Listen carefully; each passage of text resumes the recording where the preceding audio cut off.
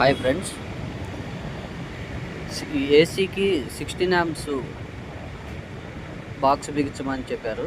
దానికి పవర్ లేదు, అందుకనే ఓపెన్గా వైర్ లాక్ వచ్చాము. ఇక్కడ 16 amps సాకెట్ బిగిస్తున్నాము.